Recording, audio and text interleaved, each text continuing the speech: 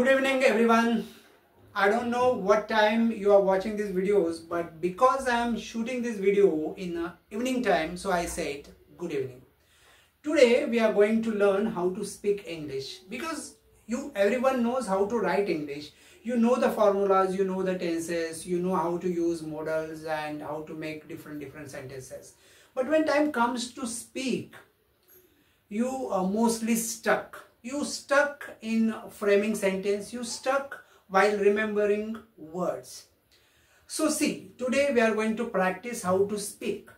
But I am not going to take all the structure, because it is not possible to take all the structures in one limited lecture. So today we are going to learn आहेची भाषा, in which generally we use is, am, are, and होताची भाषा was, were. Okay, so in between I will explain in Marathi, because I know that though you are capable to understand my English, still to be very convenient I want to speak in Marathi so you can understand better.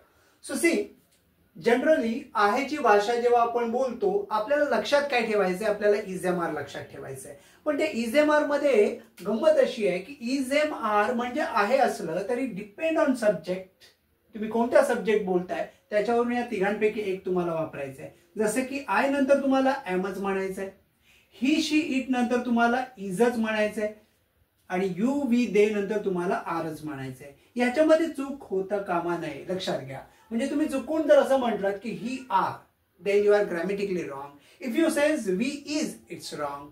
Okay, so you must know this subject and verb agreement correctly. So तुम्हाला तो confident आपोआप येईल. Then while saying होताची भाषा म्हणजे generally लक्षात ठेवायचं was, were. जसं की याच्यामध्ये असं कन्फ्युजन नाहीये. सिंग्युलरला सिंपली तुम्हाला was म्हणायचं आहे आणि प्लुरलला तुम्हाला वर म्हणायचं आहे. ओके, सो नेहमी लक्षात ठेवा, जेव्हा मी काही वाक्य बोलेन, तुम्हाला जेव्हा रिॲक्ट करायचं आहे, तुम्हाला अख्खं वाक्य विचार करायचा नाहीये.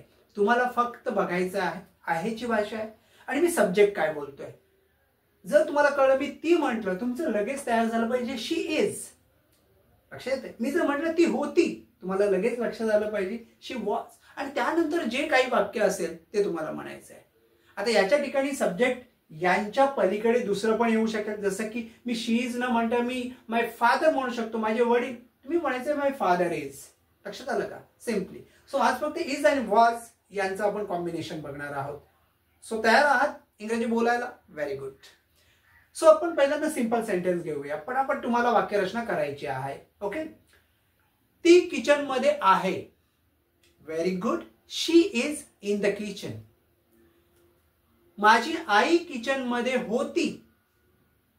माय mother was in the kitchen. Very good. ते किचन मध्ये होते. Yes, they were in the kitchen. आम्ही किचन मध्ये आहोत. We are in the kitchen. माझे काका शिक्षक आहेत. My uncle is teacher. Very good. मी खूप आळशी आहे. I am so lazy. Very good. तुझी कार जुनी आहे. Your car is old. माझे आजोबा 72 वर्षाचे होते. 72.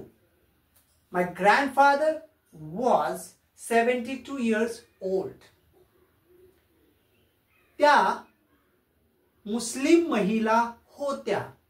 त्या they were Muslim ladies or women. Okay.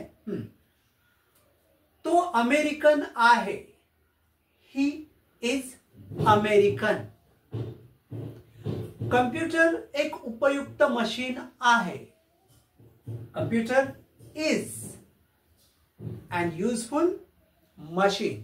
Very good. माझं घर बाजारात आहे.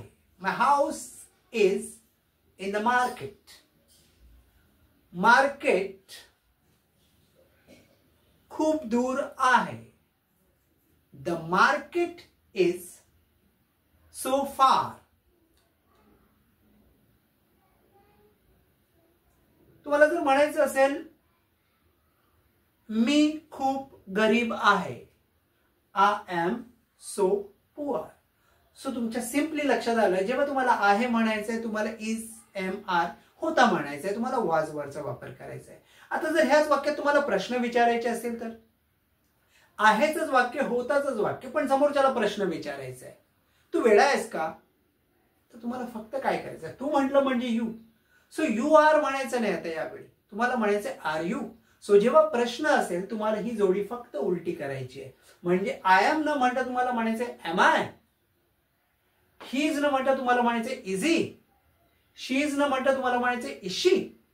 It is it. You are you. We are we. They are they. तेच वॉज वर मध्ये सुद्धा आय वॉज न म्हणता तुम्हाला म्हणायचं was I, was he, was she, was it, were you, were we, were they. So simply जेव्हा तुम्हाला प्रश्न विचारायचा आहे, स्वतः बघा इकडे, समजा तुम्हाला समोरच्याला विचारायचं आहे, ठीक आहे, तू बसमध्ये आहेस का, तुम्ही काय म्हणणार, are you in the bus. Very good. जर तुम्हाला एखाद्या मुलाला काहीतरी प्रश्न विचारायचा असेल, ठीक आहे, समजा तुम्हाला विचारायचं आहे की तो तुझा मित्र आहे का, is he your friend. Very good. समजा तुम्हाला म्हणायचं आहे की ते पोलीस आहेत का, आर दे पोलीस. लक्षात आलंय.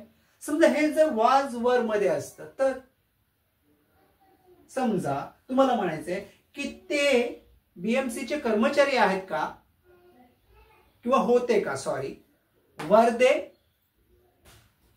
Worker of BMC. लक्षात येते का. समजा तुम्हाला असं म्हणायचं असेल की तो क्लासमध्ये टॉपर होता का, was he topper in the class. So तुमच्या लक्षात येते जेव्हा हेच प्रश्न असतात तेव्हा फक्त जोडी तीच राहते.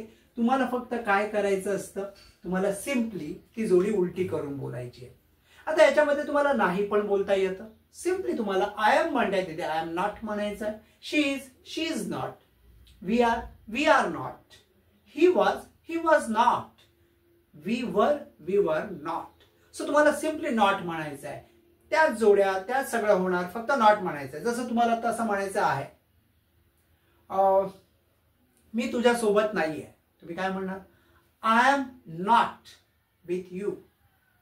कशाला, मी तुझ्या सोबत नव्हते, I was not with you.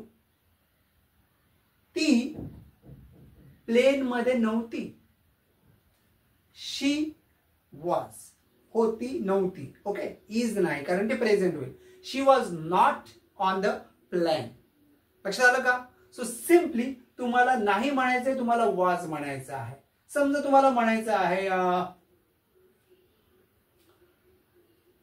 Police station मध्ये नव्हते, police were not in the police station. Okay, म्हणजे ते तिथे नव्हते. जर तुम्हाला असं म्हणायचं आहे चहा गरम नव्हता, yes, T was not hot. So simply एखादी गोष्ट नव्हती असं म्हणायचं, तुम्हाला वॉज नॉट म्हणायचं आहे. लक्षात आलं. किंवा इज नॉट असं म्हणायचं जेव्हा नाही आहे. सो अशीच प्रॅक्टिस बोलताना तुम्हाला सतत करायची आहे, जेणेकरून तुम्हाला इज एम आर आणि वॉज वेअरची प्रॅक्टिस होईल. बोलणं तुम्हाला सोपं जाईल. बोलण्यासाठी तुम्हाला फक्त सराव करायचा असतो, त्याच्या पाठीमागे तुम्हाला सतत बोलतं राहायला पाहिजे. त्याच्यासाठी तुम्ही ट्रान्सलेशन करत राहा प्रत्येक वाक्याला. व्हिडिओ आवडला असेल तर लाईक करा, मित्रांमध्ये शेअर करा आणि अर्थातच सबस्क्राईब करा. धन्यवाद.